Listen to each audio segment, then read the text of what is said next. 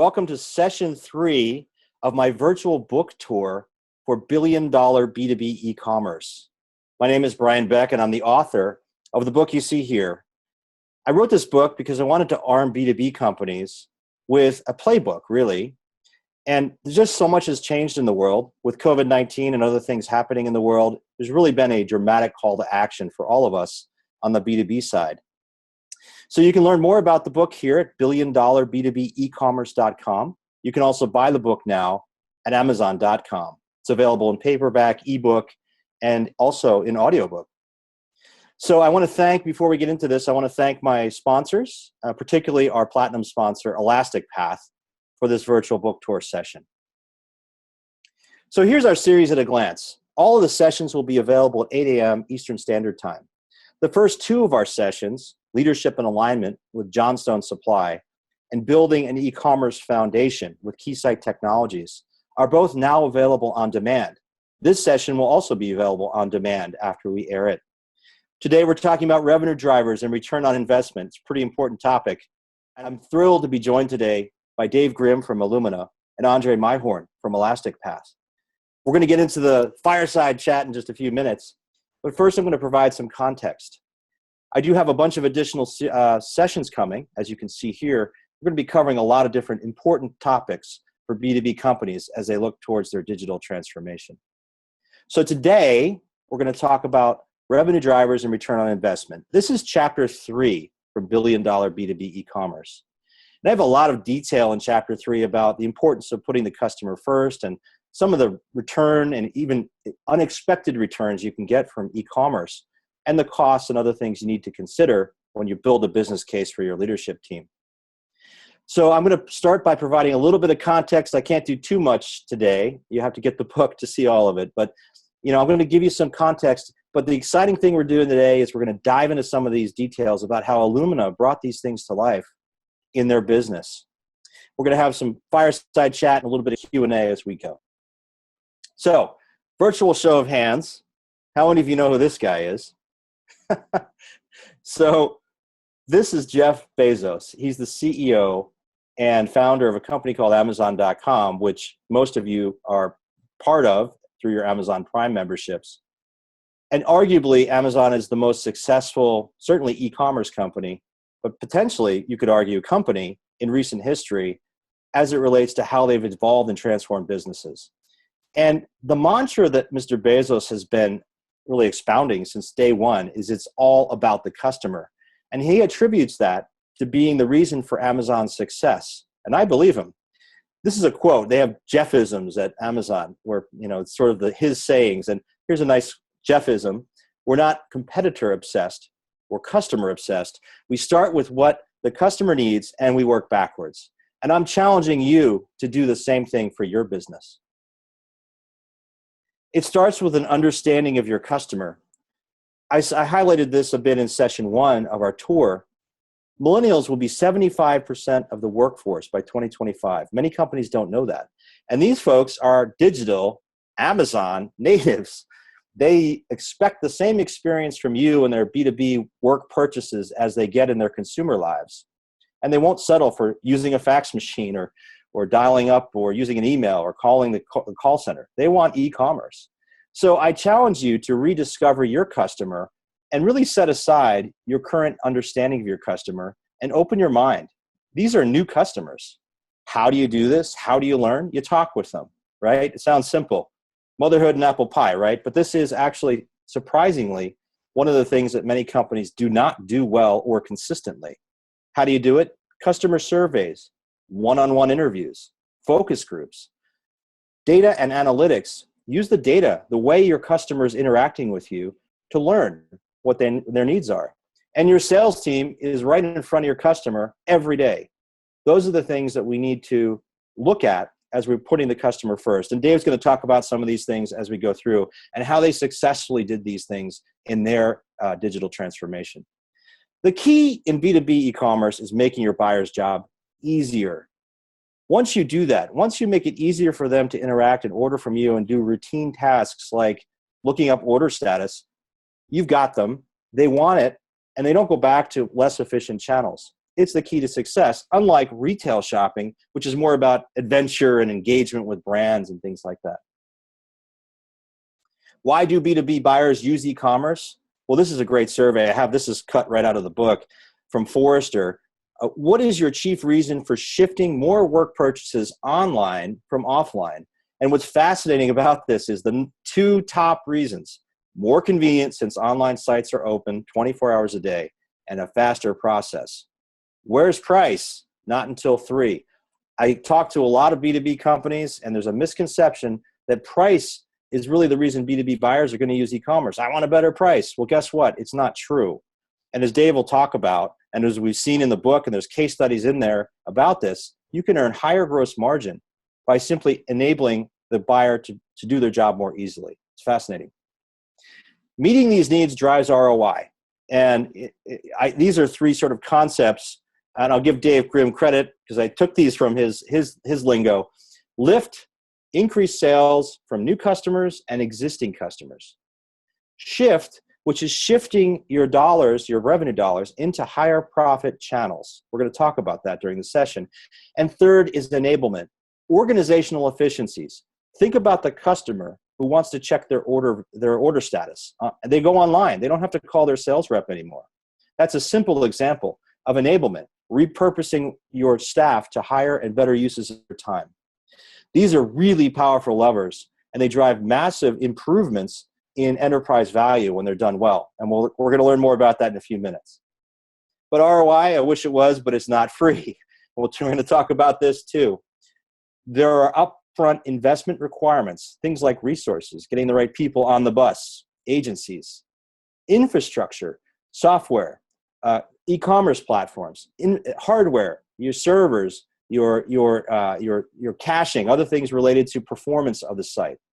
Data and the product catalog. This is often underestimated by B2B companies. I've got a product name and a couple bullet points. Am I good to go? No. You need to go deeper in this and prepare your data for e-commerce. Fulfillment capability and capacity. Many manufacturers, for example, are not set up for shipping small quantity orders to customers. They're just set up to ship in bulk. Fulfillment capacity. Ongoing costs. So it doesn't just stop once you're live with an e-commerce site. There's also costs to support it. Resources, they don't go away once you're live. You have to continue to develop the website, develop your capabilities for personalization and other things. Ongoing marketing. Your marketing has to evolve. Once you have e-commerce, you can launch digital marketing, for example. We have a session on that coming up in the series. Infrastructure, your costs will continue there and need to be considered. Operations and fulfillment, including not only the fulfillment costs in your warehouse, but even things like accounting and new ways that you need to support the channel and document the channel, meaning e-commerce. And finally, establishing accountability structures is really important. And this is another cutout from the book here. This is an example ROI model. You know, when you get into this channel, it's important to measure. And you need to measure some key performance indicators as well as the performance of the channel. And one of the ways to do that is with a profit and loss statement like I'm showing you here, where you're looking at the profitability of the channel, the growth of the channel based on your goals. It's just like managing another sales channel. But keeping track of it is really important. It also helps to keep the organization accountable. So with that, I want to get into introducing our guests. Again, my name is Brian Beck. I wrote this book. In addition to my work here, I also am a managing partner of Insiba, which is an Amazon consulting firm, and we have a specific practice oriented towards B2B companies. Mr. Grimm, I'm so thrilled you're joining us today. Would you be so kind as to introduce yourself? Hi, everyone. Thank you for joining us today. Very happy to talk to Brian and Andrej about e-commerce, about digital transition, and about moving your businesses forward. Quick introduction of myself. As you can see on the slide, former Senior Director of Digital Experience at Illumina. I am currently transitioning to a new brand, and I'll be starting there in June. Drum roll on the announcement coming up in June. I'm going to hold off.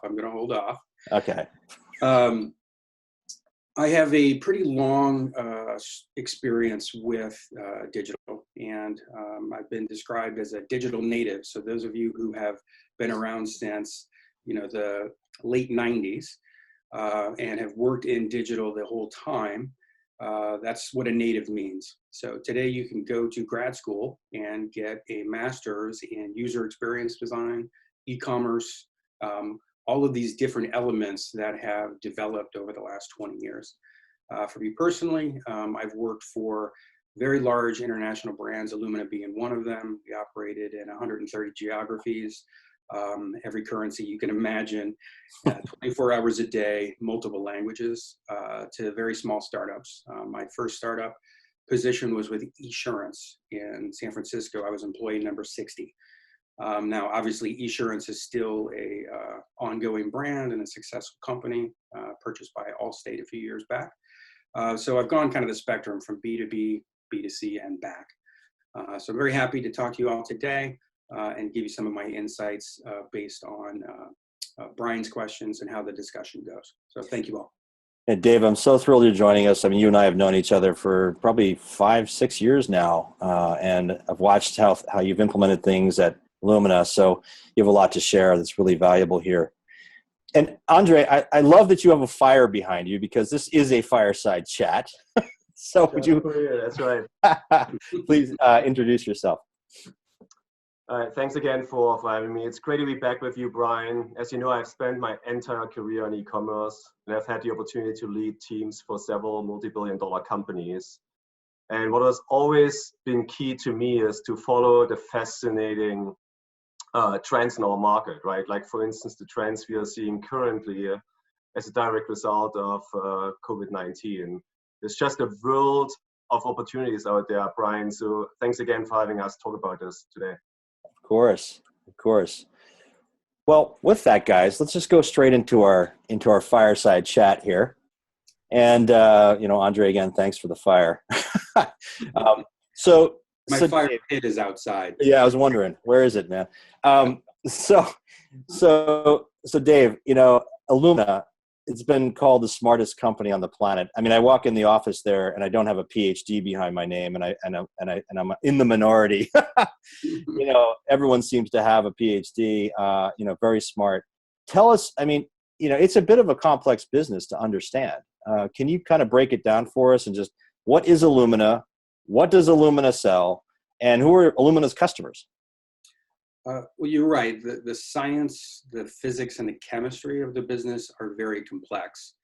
However, there's a very simple metaphor to understand the Illumina business. Now, I'm in the transition of, I have to stop saying we because I don't work there anymore, so excuse me if I do. But fundamentally, the business model of Illumina is very much like HP printers, right? So we sell capital equipment up to $1 million per unit, and that capital equipment then uses consumables, chemistry. That chemistry is used to sequence biological material. So blood, tissue, insects, you name it. And in the end, what that produces is what's called a genomic sequencing read. It's a series of ones and zeros that make up the identity at a DNA level of any organic life form. Example I have is, if you think about 23andMe, most people are familiar with 23andMe. 23andMe is actually a customer of Illumina. And when you go through and you receive that kit and you put saliva in a little tube, what they're doing is a very simplistic view of your genome. And that will tell you your gender, your history, people you're related to, all sorts of things.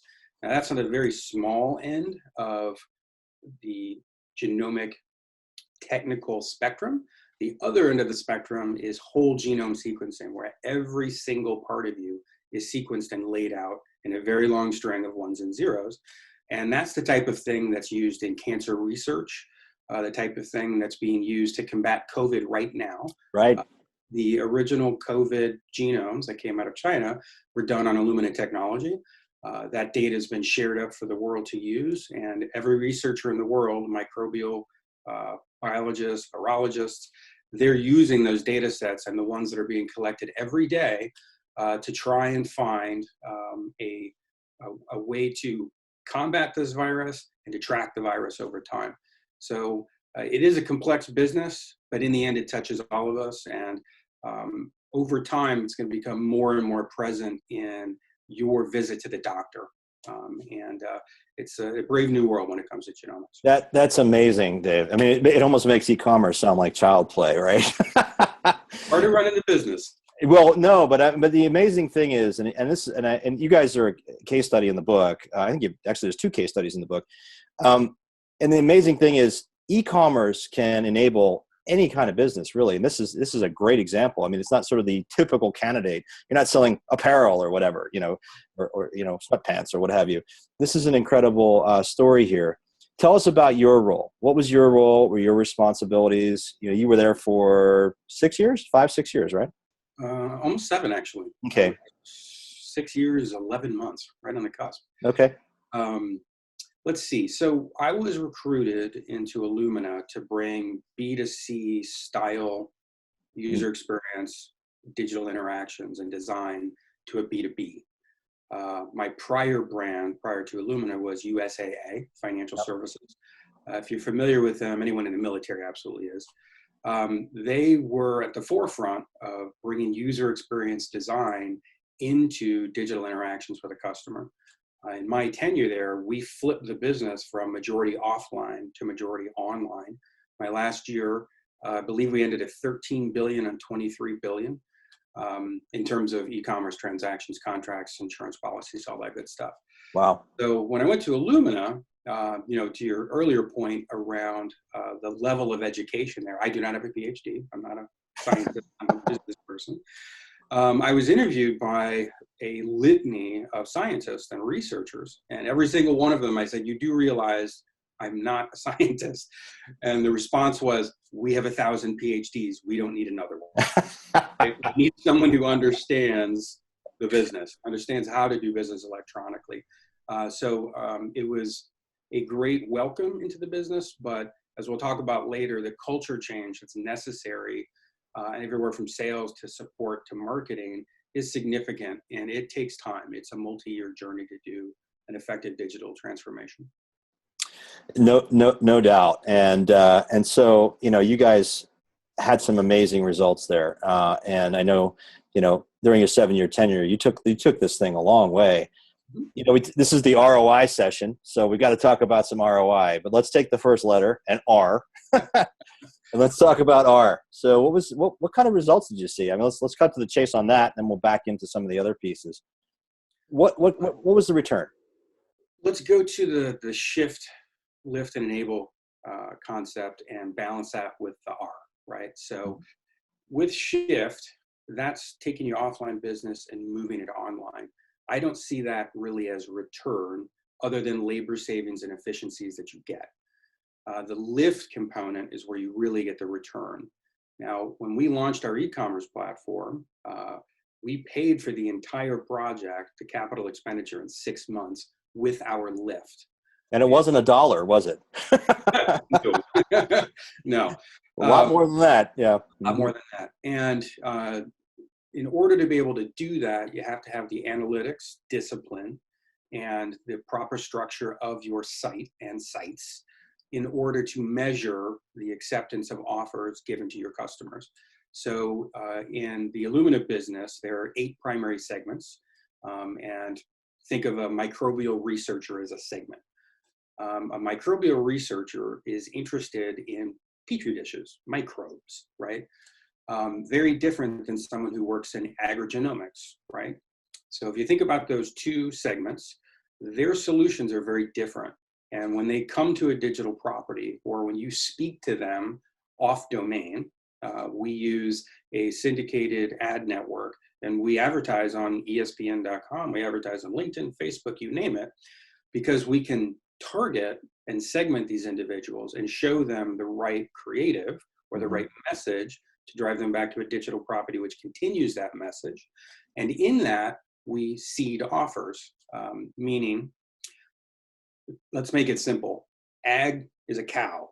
Micro is a petri dish. I should never see a cow if I'm a microbial researcher, and I should never see a petri dish Right. if I'm an ag person. That's a very simplistic explanation. But as you entice people back through content marketing and you tell stories about, one of the things that's interesting about researchers is that they're extremely competitive. Academia is very competitive. Not that commercial entities aren't either, but it's a very, very competitive environment where you're fighting for grant money, where you're fighting for tenure. And these audiences are interested in hearing about how are other people using the technology. Well, that's a great story to bring people in, but then you want to tell them what they are using to extract the DNA to get the findings that they're making, and from a scientific method so that other people can repeat it, right? Yeah. That's how the scientific method works. So in that flow, we introduce the product that they're using, and our core consumables. Remember we talked about the capital equipment and the chemistry that flows through. There are multiple dimensions to that. We were able to show when we show this ad and someone clicks on it and adds it to cart and checks out, that's lift revenue, right? We showed them something they haven't purchased before. Maybe they have, and it's a repeat buy, but they are buying again. Sales absolutely accepted that model. We had full traceability. Finance followed us. When we talk about the investment side of the ROI model, you have to have really good financial buy-in, meaning your finance partners are with you along the way. They are tracking against your expenditure as well as your return. And you have that third-party arbiter inside of the business to validate what you're doing. No doubt. So you really were applying B2C like principles. Oh, absolutely. Absolutely. When we talk about segments, you mean customer segments. So applying a certain ad and as they click through, they're seeing relevant, offers and products relevant to them.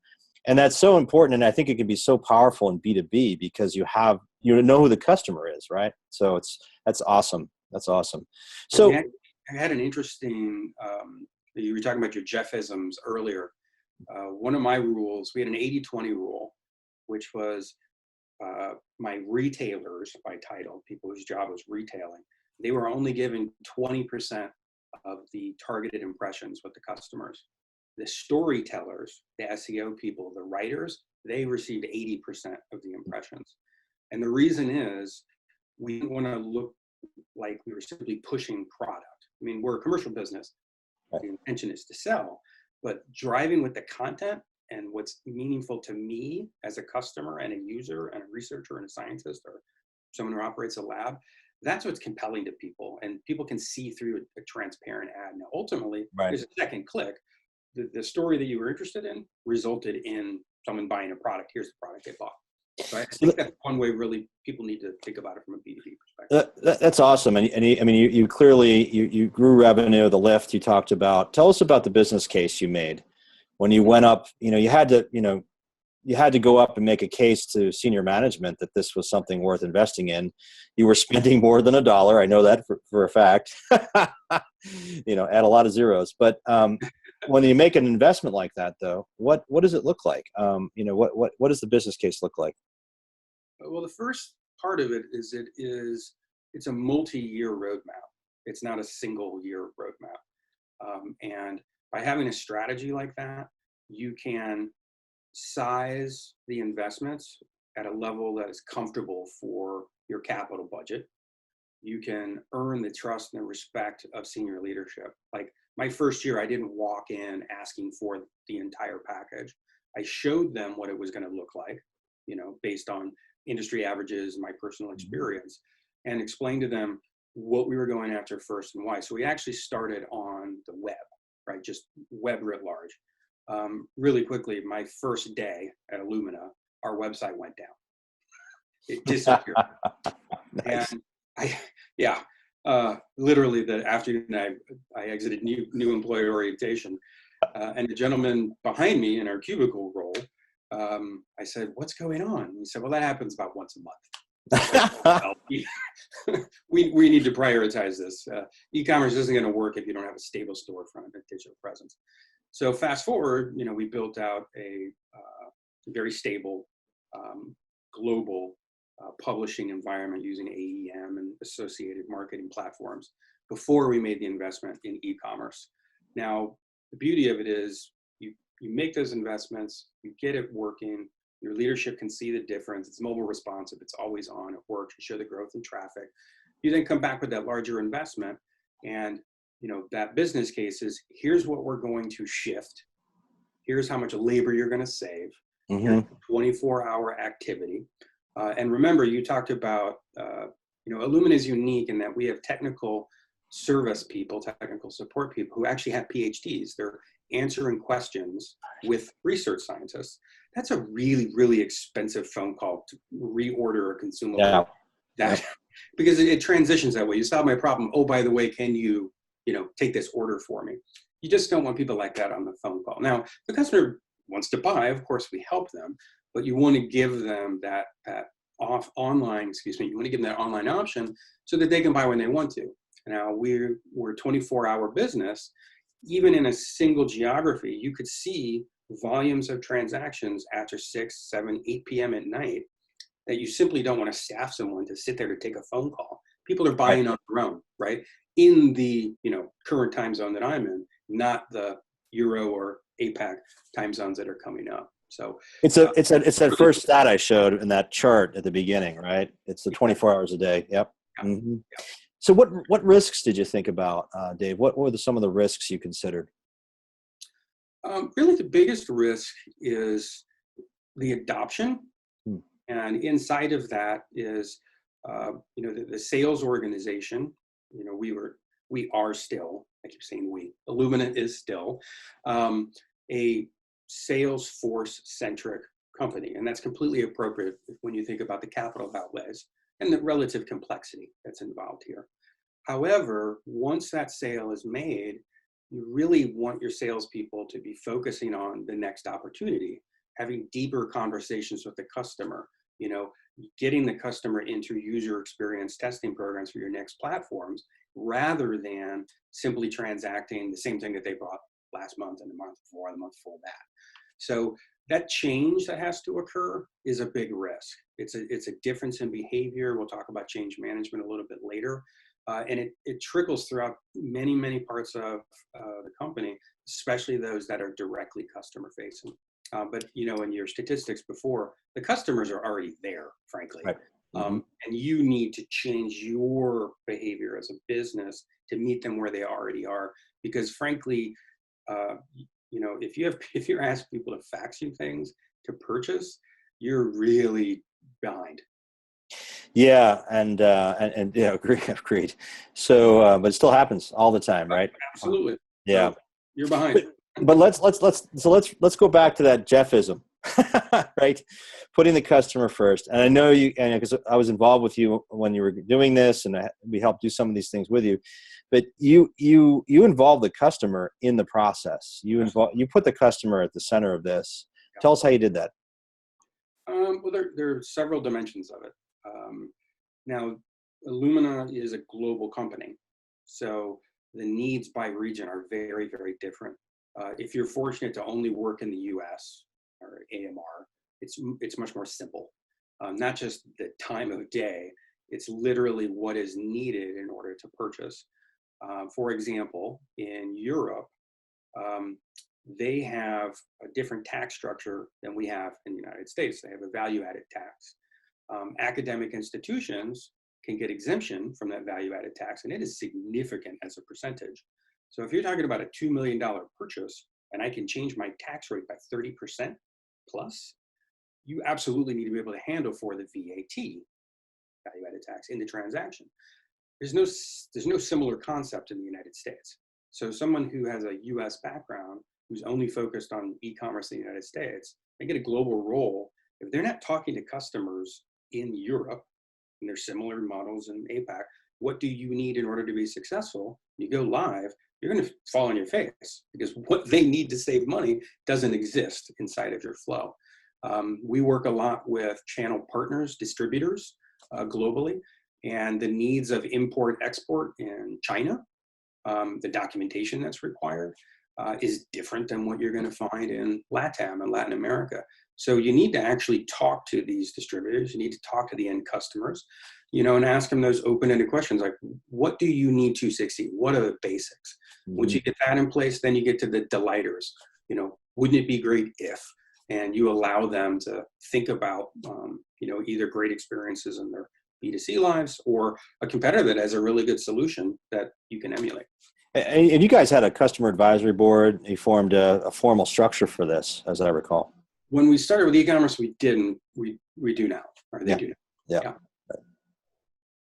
So, Andrej, anything you want to add to this? I mean, you got the fire going, kind of quiet.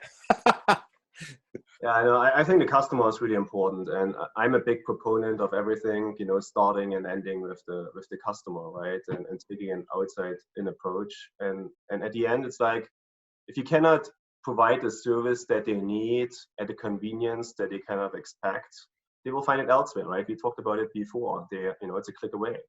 So that's why I think the voice of the customer and really establish that kind of forum is so vital, and it's important to understand really the role digital channels play and should play at each step of the customer journey. And we know in B2B, there are so many roles involved. It's really complex on how you engage with the customer. And kind of really doing the research and understanding that complex decision-making process will then at the end drive the adoption, by the customer.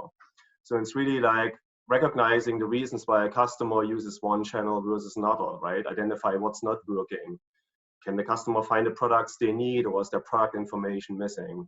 And then it helps you to really map out journeys, and it can be different by customer segment, right? And Dave, you talked about how you have different types of customers and what they're interested in, and there might be different purchasing behaviors there as well, or how they engage. It's really important to kind of understand at each stage, right?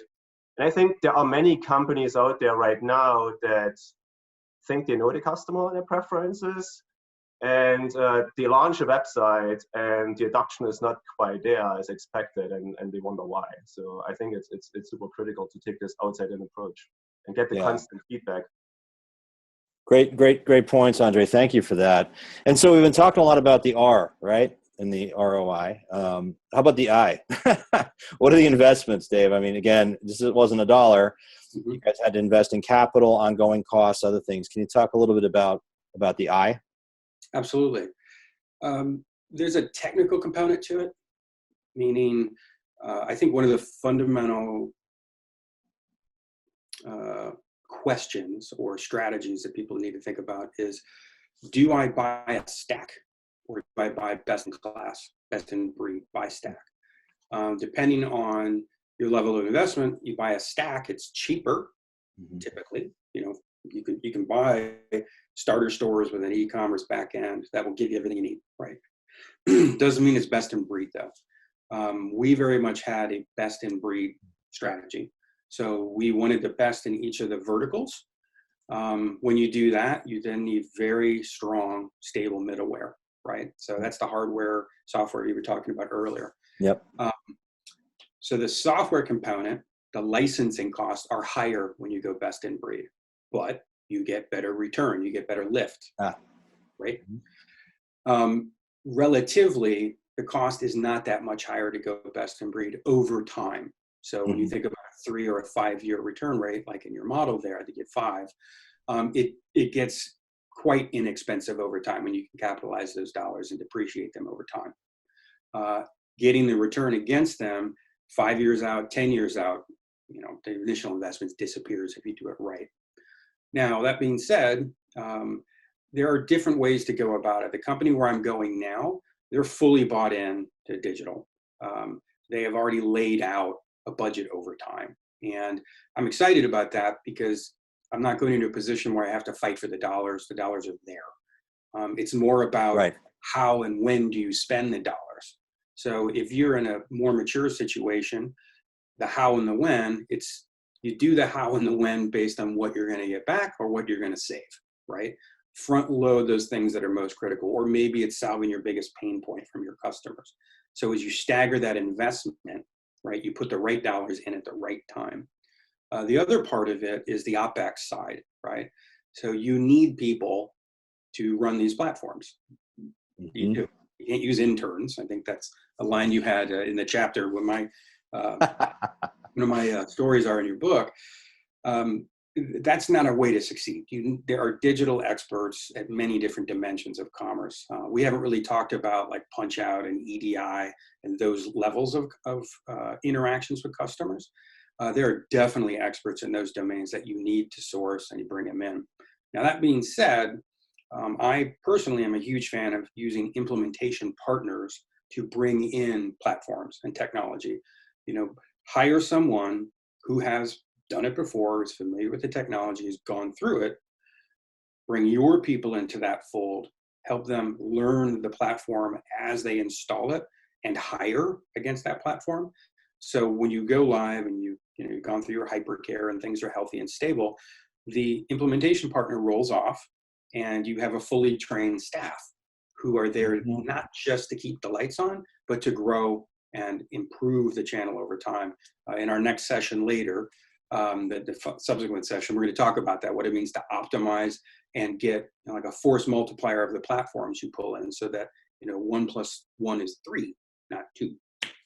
Yep. So Dave, you're coming back. I have you coming back for another session at the end here, our 8th session, and I'm excited about that one. That's talking about the future, what's coming next. So I'm super pumped about that one. So during our prep calls, we were talking about investments that have been made, and you just finished depreciating the first investment in e-commerce and the platform, and decided to do it all again. That must not have been a fun discussion with the executives, or maybe it was. I mean, obviously, if you're thinking about doing that, you're doing a lot of things right.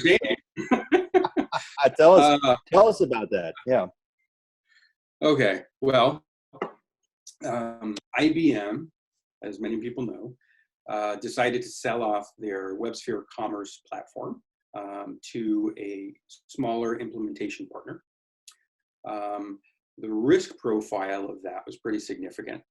And as we looked at the business at Illumina over time, the majority of revenue will flow through commerce for the company. Now, that doesn't mean the sales process flows through e-commerce. Remember, because at that business, right, there is a personal sales interaction. There's a complex transaction. There's a complex negotiation. That's the starter. But the tail over time and the pull through of those consumables, the chemistry that goes to the capital equipment, dwarfs the initial sale. So over time, what that means, more and more of the revenue of the business goes online. We wanted to be on a platform that we were confident was going to be around in 3 years as we were growing the business. That's why we went back and replatformed. Literally, we had finished capitalizing the prior investment the month before I went back in to ask, and it was a colorful conversation because I had no intention of doing that anytime soon. It's just that's part of being in business. The battlefield changes, and you need to respond to it. No doubt. Yeah, Illumina is very interested in going to a headless solution like Elastic Paths. Because that gives you so much flexibility. That's the future of commerce, in my opinion. And in our next session, the 8th session, we'll talk about what that really means and how the transaction itself kind of falls away. It's what about that transaction helped the customer, and what else can you do to smooth things for them? Take data from that transaction to improve their next session. Be predictive, be helpful, give a really targeted recommendation of what they should be buying based on what they've done in the past. So that's an ad for our session 8, because you're going to learn more about that there. Andrej, I mean, you've spent your life a lot of your life in this, and Elastic Path is clearly a headless platform. Tell us, do you have anything to add on that point? Yeah, no, I think people and replatform is an interesting discussion overall. And in the past, we knew you buy a platform for a certain number of years, and then you might consider a new one. But I think what's important to understand is really the world right now is changing, right? All the new technologies that is driving the evolution of digital commerce, right? And right now, especially with COVID-19, we see an acceleration during the current impacts, right? Because you have a different way of customers and buyers interact and companies. So the adoption was already happening faster and faster, and I think that is accelerated right now. And if you look at how we interact with those technologies, like our kids don't even know a world without mobile devices, right? you receive notifications for our smartwatch, use Alexa, and hopefully she doesn't go off here in the background, and Google, like, to interact with voice. Augmented reality and virtual reality, not just for gaming, but really interactive product experience, right? Especially in B2B with more complex products and stuff. And IoT, you know, Dave, I'm sure you have a few use cases there, became so cheap and is being applied now in instruments, machinery, and other products. So you really live in this digitally connected world, and I think we have to act to that. And because of that, customer expectation is evolving, right? Why wouldn't I use virtual augmented reality to configure more complex products, or use these exploded views to identify a spare part without knowing the part number or what is it called? Use voice to check status, inventory, or price, right? Or automatic replenishment through IoT. So I think and all of those actually, they don't benefit just the buyer and make their life more convenient as part of the whole process. It's really, I think you can identify clear return of investments, right? Be it share of wallet, be it cost and process optimization, customer satisfaction overall, retention, brand loyalty, what have you, right? So, and I think that being said, and considering that, you need this flexible and adaptable platform to really react to those changes, react to how competitive use some of those technologies, and what is expected by the customer. And the technology shouldn't be a limiting factor, right? It needs to be the enabler for your business. So that's why I think it's really critical to look at that. So, and that actually that leads me really into the follow-up question, because you mentioned it, right? Headless and how Illumina wants to be more agile and effective in rolling out some of the capabilities. I think you got a great baseline, and you do great business with digital right now. And so headless and API-driven commerce platform was a consideration, as you explained. Like, what are some of the benefits, especially when it comes to ROI, do you see actually like going that direction? For me, it's multidimensional, right?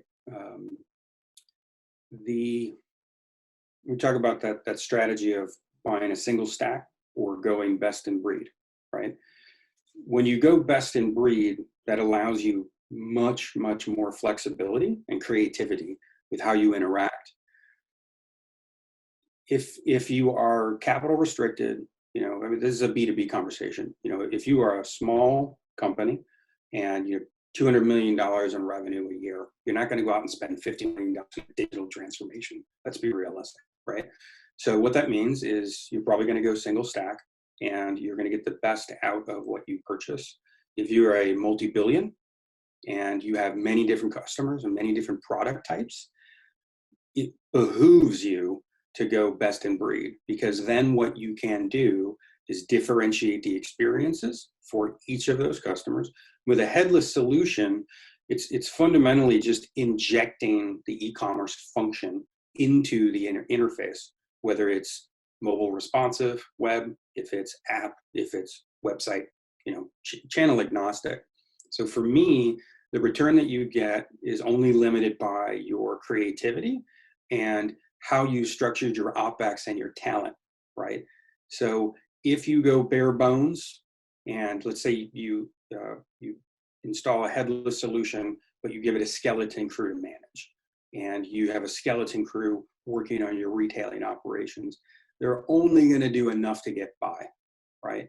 If you staff them appropriately and you set aside as part of your business case the OpEx investment over time, you can build return each year against your OpEx.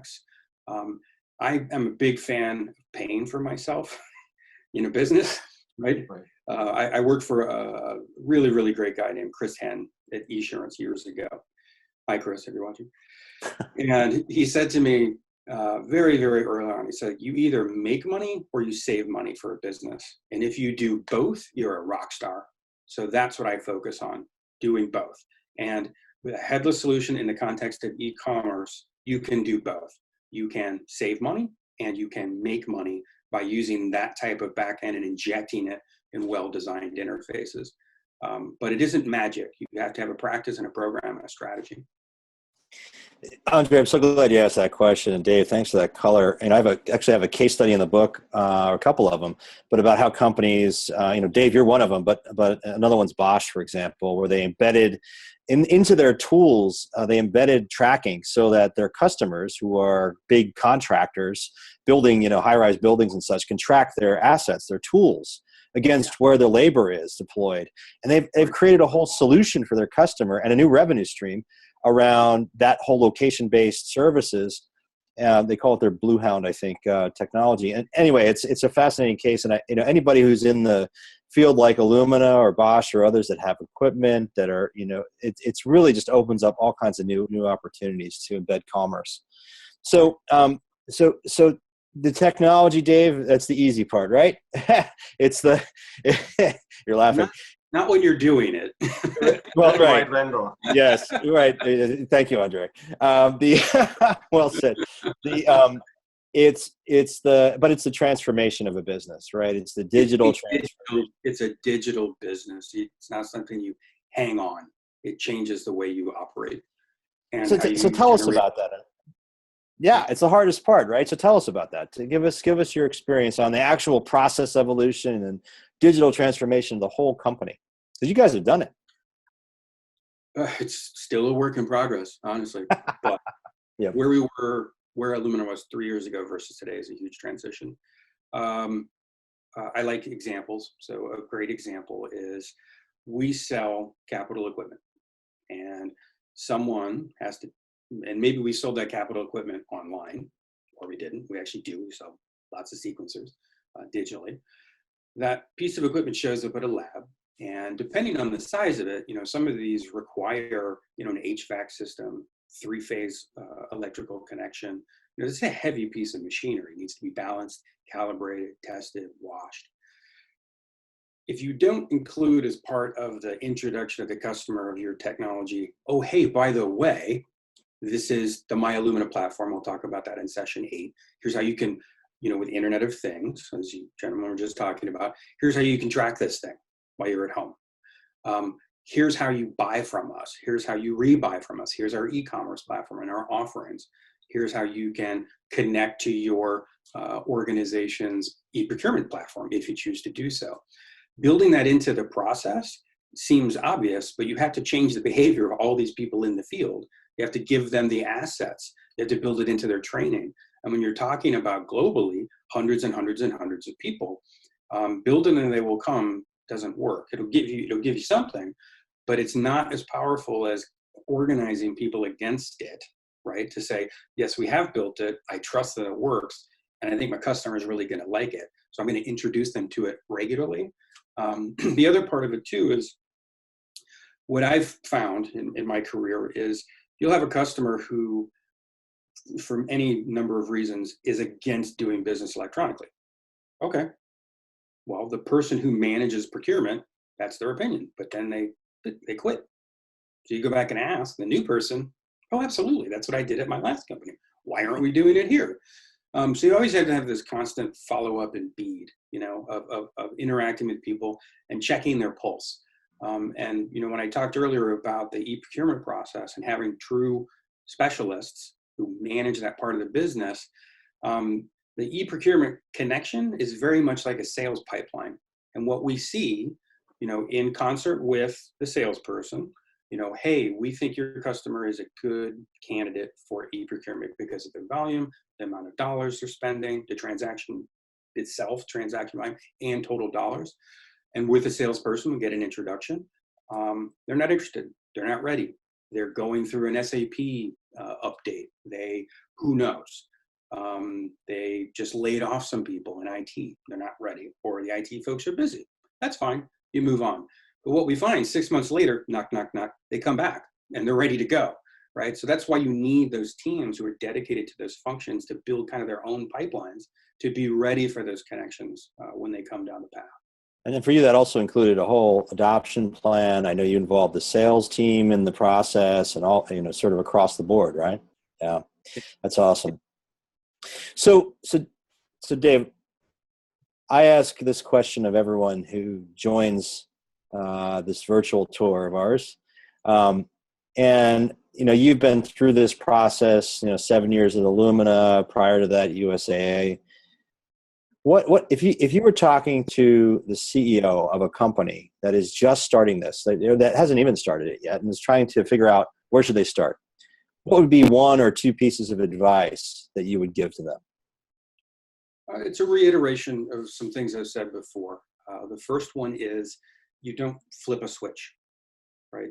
There's a change management function that has to occur, because you will be changing the behavior of your employees and you'll be changing the behavior of your customers. It's important to understand, though, your customers are already there, just not with you, right? So that's a big one. Right. The other, what's that? Yeah, right. Exactly. The other is that it's not cheap. Now you make a strategic decision. Are we going to do single solution, or are we going to go best in breed? That's a really critical strategic financial solution, both dimensions. So for a CEO, I would say, be purposeful, think about how you want to go to market over time and how much you want to spend, and be very, very realistic about the OpEx cost, because you can't just turn the thing on and walk away. You need to curate it, manage it, and optimize it. That's part of the return. So you need to have staff there. Now, in some businesses, it's actually, we add people here and we take people away here, because you do stop inbound phone calls. You do stop follow-ups. You do stop the, where is my order? Well, if I can check it myself, I don't need to call anybody. So there is a dimension there. So you look at your organization and say, can we really save a lot of money here? Or can we take those people and move them towards enablement, something we haven't really talked about, to move the business forward. So for a CEO, be strategic, be purposeful, really figure out how you want to invest, and then be ready for multiple years, because people have to learn, have to get into market, have to address your customers, test your internal. But over time, you will see the shift.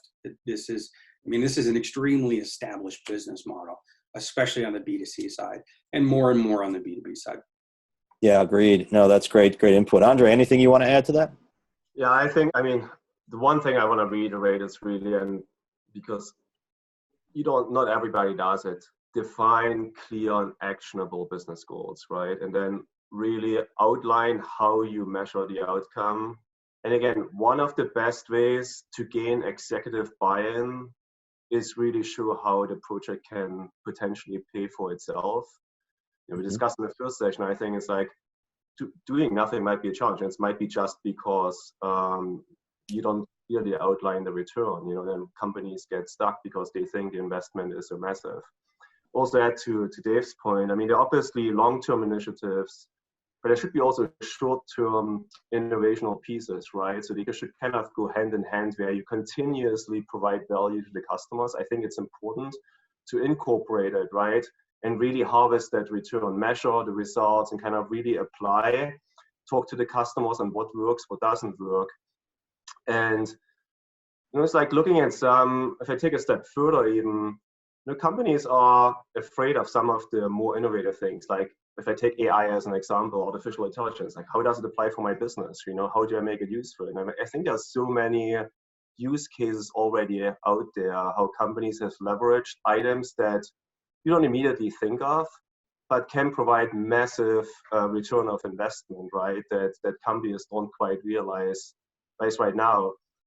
And then again, we had it as part of topic one, realize that doing nothing, and not spending at all will most likely also have an impact, and it's a negative impact, right? That's like customer churn and losing market share. That's something. So it's not just about that you spend money and as investments, actually doing nothing is going to have a negative impact. And I think it's important to realize that you will lose market share to the likes of Amazon, since we have had Jeff Bezos out there. I think it damages your brand, frankly. What was that, Dave? One more time? I think it damages your brand if you don't modernize. Yeah. It really does, especially if you're in a commodity environment. If you're selling things that other people are selling, that's a really tough environment. And if you're not going to embrace digital wholeheartedly. Yep. It can be scary though, guys, for some companies. And, I give a couple case studies in the book about just getting started. Even if you're a CEO and you don't know, this is a new area for a lot of folks have been in business for a long time. So just getting started. I mean, to Andrej, your point, and Dave, your points as well. Well, guys, I want to thank you both very much. It's been fantastic. Andrej, I'm still not convinced that's a real fire, but I believe you. It is, yeah. Okay. Get the marshmallows. He's going back and opening it up to convince us. No, it's great. And guys, you've been fantastic, both of you. And here is some contact information for myself. Again, you can go to $1 Billion B2B e-commerce to see the book. There's my email and cell phone number. Dave and his LinkedIn, and Andrej and yours. Thank you guys again. In terms of the next session, our next session is going to be with Pella, which is a big building products, windows and doors company. And we're going to talk about the organizational evolution. And that will be live on July 8th. And then we've got a number of additional sessions, including our digital future. And Mr. Grimm is coming back to talk to us more about the kind of really exciting things they're doing at Illumina with personalization and really customizing and meeting the needs of the customer at a whole new level. Some questions down here at the bottom. If you have questions, you can email Meg or myself. Meg's at ElasticPath. Look forward to hearing from you, and really hope you join the rest of our sessions. I hope you found today to be engaging and interesting. We'll see you next time on the digital tour.